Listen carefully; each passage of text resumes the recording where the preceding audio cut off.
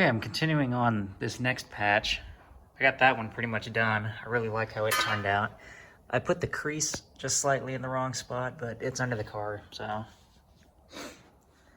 probably nobody will end up even noticing it. But just one thing I wanted to point out on this patch here. So I've been using this really thin sheet metal. I was originally going to use this to make patches with, but it's just super, super thin. I think it's like part of a garage door or something like that. But it's really good. It's been really good to make templates with because it'll hold its shape. I can make it exactly like basically it's practice for making the actual one. And I can screw these up all day long because I have a whole bunch of this metal. This actual metal here, I mean, this is what I got, is this piece.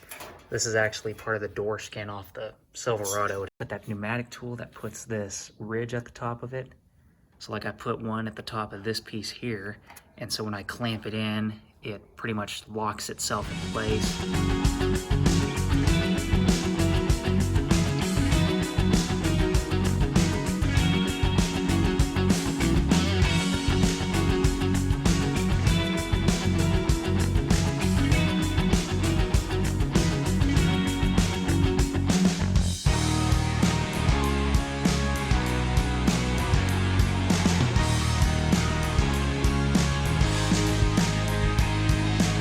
Alright, well this is kind of lame. I cut out these big holes here to patch up.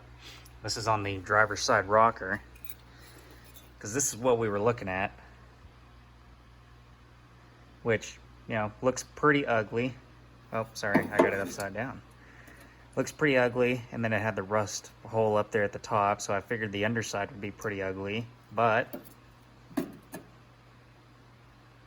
pretty much nothing. I'm really not even sure why it rusted. I'm not sure why it was rusting through from the top side, just in these spots. But down here was the same deal. Cut that one out. There's what it looked like. It also had a rust hole or something going on there, but it's fine. So, kind of sucks that I cut all that out because I could have just cleaned up the top of it and left it, but oh well, it is what it is. Gives me a good look in the rocker here, which looks really good. So I just got to do a patch now for both of these, and then whenever I treat the inside of the subframe, I'll treat the inside of all this too.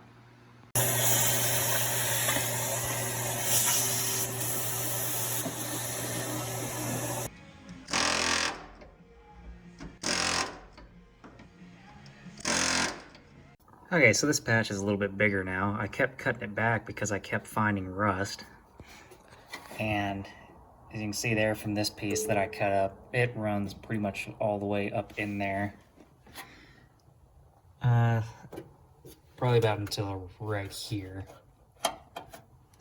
So I think water was getting in somewhere up here and running down.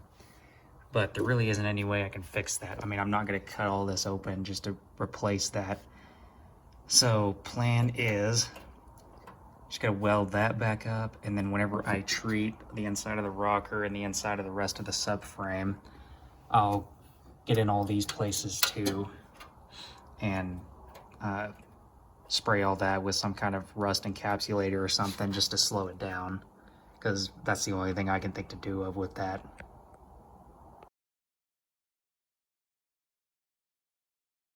All right, continuing with rust repair. I'm gonna have to try and fix it. And I'd like to try and figure out why this rotted out the way it did. I mean, water was getting in it, clearly, and coming down this side pretty heavy, because this side rotted out more than the other side. But I don't know where it would have came in from unless it was up around the windshield wiper. But anyways, I think I'm gonna try and get this piece out first, and I'm not gonna take it all the way out to the edge because I want to maintain this edge if I can. I'm going to try and come up here. Well, this glove is not good for pointing.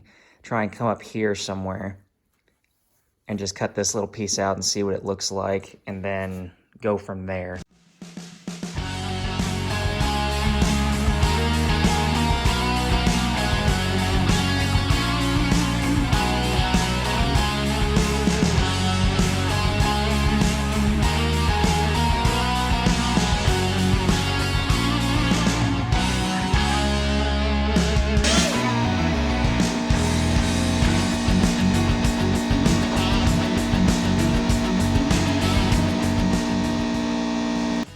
So this is the first time where I've done any kind of sheet metal work like this, or at all.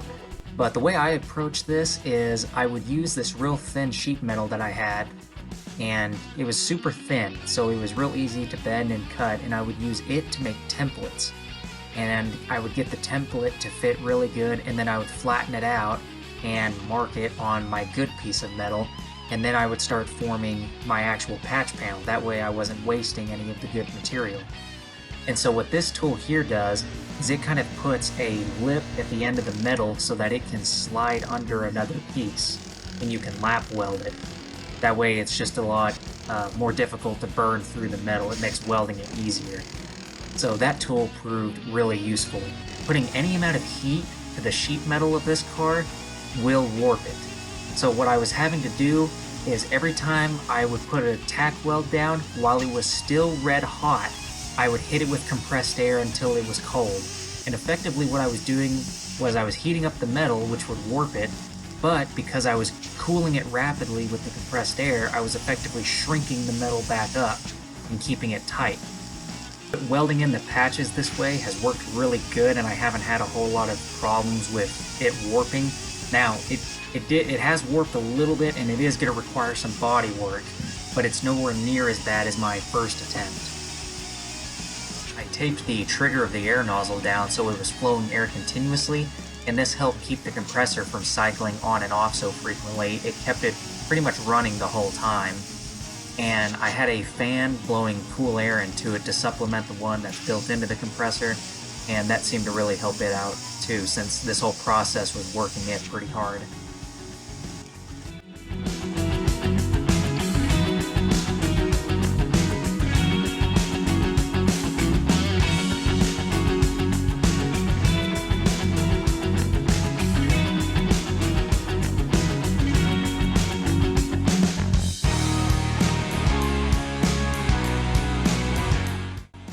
I don't have a set of louvers to put back on the car, so I'm just filling in the holes that would have mounted it. And I used one of the pulling rods welded to a piece of metal, and I put the rod in a drill, spinning the piece of metal against a bench grinder to make a nice little circle, and then I welded that into the hatch to fill the hole.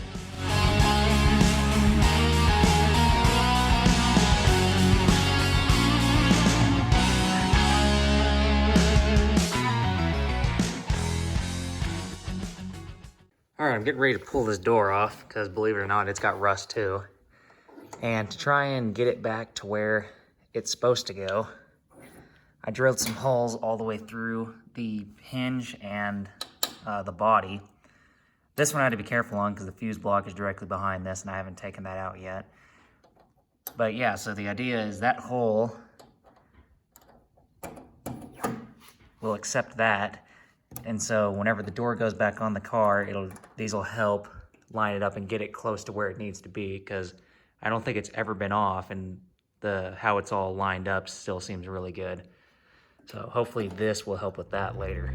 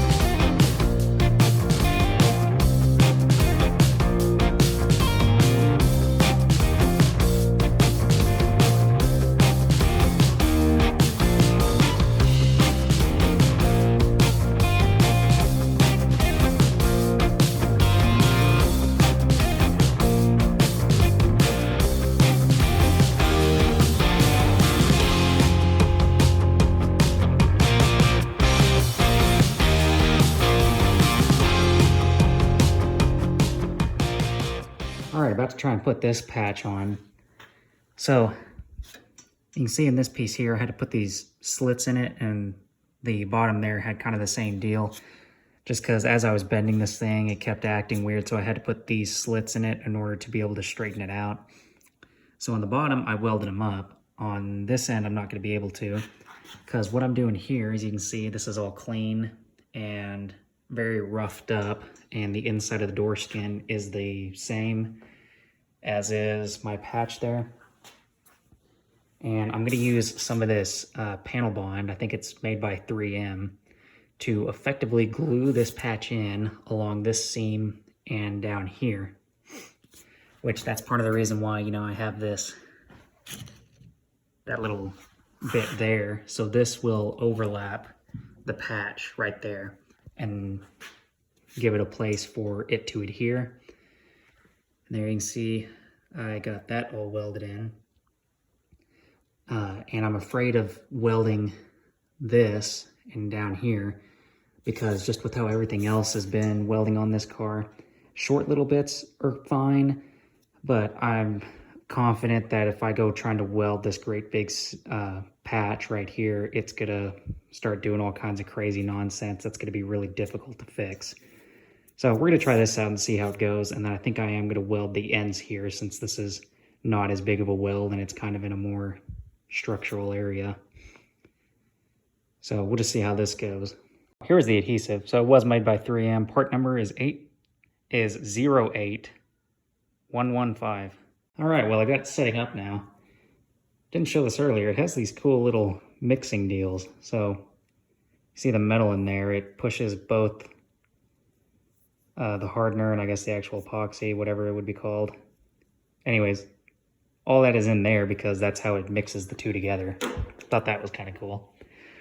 So I got the magnets holding it up at the front. The clamps aren't actually clamping it down because that makes it move. They're just kind of hanging on the end of this to make it want to tilt up. So the epoxy is, or so that it's pushed up into the door skin. I don't have anything sitting on top of this because I don't want the door skin is where it's supposed to be. So I want it to stay where it's at regardless of whatever the panel is doing, or the patch panel is doing. And then I went and added some in here as well, especially on the bottom. So there you can see it goes all the way down. I didn't do the ends because again, I intend on trying to weld those. So for whatever reason, both doors had a stress crack starting here. And I think it has something to do with the mirror because this is all just the door skin. It's not really supported in any way. So I think this crack was trying to make its way down here somewhere. To keep it from progressing, I drilled a little hole at the end of it because that greatly reduces the stress concentration just because this increases the amount of area that force is acting on. So it's acting on this whole radius instead of just the surface area of the end of the crack, which is obviously real tiny. And it cracked all the way through up there, and it did this on both sides. So drilled a hole. I'm gonna weld this up very gingerly and then try and come up with a way to better reinforce all this. All right, so I'm just drilling the holes in this reinforcement plate. And just a little tip I've been using for a while that so far has worked out good is if you have a problem with the drill bit walking around and you really can't put a punch in the metal without tearing something up, you can clamp a piece of wood to it, drill through the piece of wood, and the piece of wood will keep the drill bit from walking around. So this also works especially good. Like if you have to drill a hole in a piece of pipe, this works really good. That's how I originally figured this out. Another thing I forgot to mention, here's some pictures of this spot here.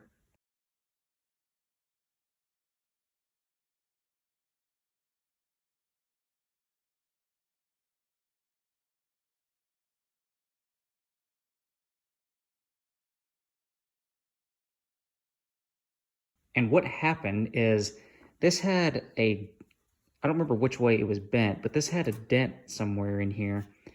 And as my dad was trying to work that out, it completely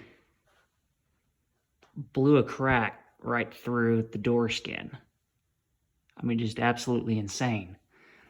So, ended up getting that welded, got this where it was supposed to be, and then got that welded in and all good. And so that was a really weird deal. And I guess it just kind of also conveys how difficult this real thin sheet metal can be to mess with. And I had been using a cut off piece of door skin that my dad had cut off the Silverado and replaced. And that ran out, and I couldn't no metal place in town stocked that gauge of sheet metal. Couldn't get it anywhere. So what I ended up doing that worked out pretty good, and I imagine just about anybody could do this, is I went on Marketplace, found somebody who was parting out a car, and I just went and worked out a deal with them for like, I don't know, I think I gave them like 20 bucks or 30 bucks or something. They were super nice and helpful, and I cut some door skins off of a old Suburban that they were parting out. And then he also had just the entire roof he had cut off of some Nissan four-door. So that was a super easy way of getting sheet metal. You know, just went on Marketplace. People seem to be parting out cars all the time. And sheet metal is generally not a thing that people want, so you can get it generally cheap, because otherwise it just goes to the scrapyard. So that's how I got sheet metal to keep working on my patches. Worked out pretty good. Just took a little bit of effort to go get it. So, this repair, because it's kind of stupid to see a problem and fix the damage, but not fix the problem. So, if you recall, we had that crack on both doors that came through up here and was coming down into the door skin, presumably because this is where the mirror sits. And there is no structure to actually support the mirror. It just bolts to this thin door skin, which seems awfully silly to me. So what I got going is, using some of that sheet metal that I went and got, I made up some reinforcement plates here. Now, bodywork's done on the door, and I don't want to weld on it anyways, so I'm not going to. I'm going to use that same panel bond, smear it all over this, and press it on over. And you can see I got it all around the holes and everything. And you can see in there, I got all the paint or whatever is in there. I got all of that off, and it's really roughed up with 80 grit. Same with up here. I got the contour and everything right. It took me a little bit of time to make these because they really need to fit good. But yeah, so I got those set up, got the holes drilled in the drill press, which took some kind of weird angles, or some weird angles of the drill press table to do, but I got it done.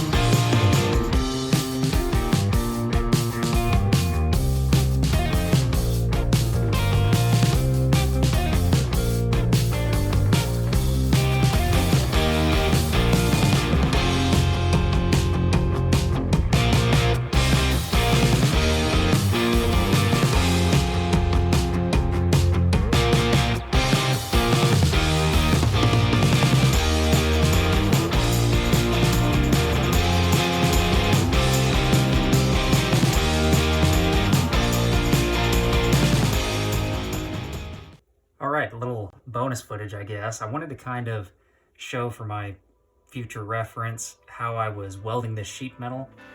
And I was using a flux core welder. And I was using the 30 thousandths wire. And the welder I was using, it doesn't show the amperage or voltage, but it was a little Century welder. It was like the cheapest one that you can get through a Lowe's. And I had it just about at the minimum for both the amperage and the voltage. In fact, that's probably where I would recommend starting, is with the absolute minimum on both of them, and then go from there. And absolutely start on some practice pieces. But what was kind of working, got gasket maker all over my hand still, is, so if this is a piece of metal, this is a piece of metal, and here's where the seam where I'm trying to weld them together, I would kind of, if this is the welder, kind of come in and put a quick little just barely bump the trigger off and on as quick as you can. And just zap it right there a little. And then come to this side, zap it right there. Maybe do that twice. And what that was for was to add a little more material to the corner of the sheet metal so that you could then come in and tie the two together. Because otherwise, if you just try and come in here like this and weld that corner, it just blows it all away immediately. So then once you have that tacked, and the other thing is, again, with the compressed air, you're gonna want to cool it as much as you can, because it does not take much added heat for this to start getting crazy. And so this is obviously an exaggerated drawing. You wouldn't want to have that big of a gap. So once I would have the end here tacked together, it would basically be keep pointing the gun into the weld, because the weld is going to be ideally the thickest piece of metal. And just quick little tack, cool it off with air. Quick little tack, cool it off with air. And just keep barely zapping it real quick. Making a little bit of progress. And then cooling it as you go. I don't know, I think I would do maybe at most a 1/2 inch. And then I would do the same thing. Come down here. Zap it right there real quick. Zap it right there real quick. Again. And then start working it this way again.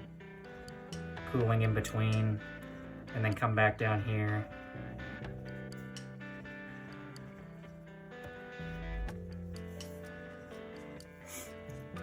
So that was generally the process that was working for me.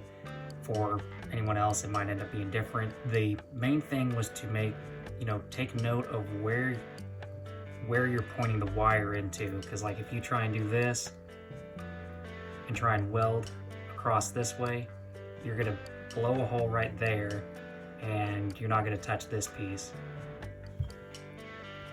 So it was a game of pointing the wire into the weld, since the weld was going to be the thickest piece of metal and the least likely to blow apart. And then starting the weld was just as quick as I could, just zap, zap, and then cool it with air, and just do that until the weld had bridged across. So it took a bunch of practice. I feel like I'm getting kind of decent at it now, but that was kind of what I learned from doing this, and hopefully that would save someone some of the trouble I had.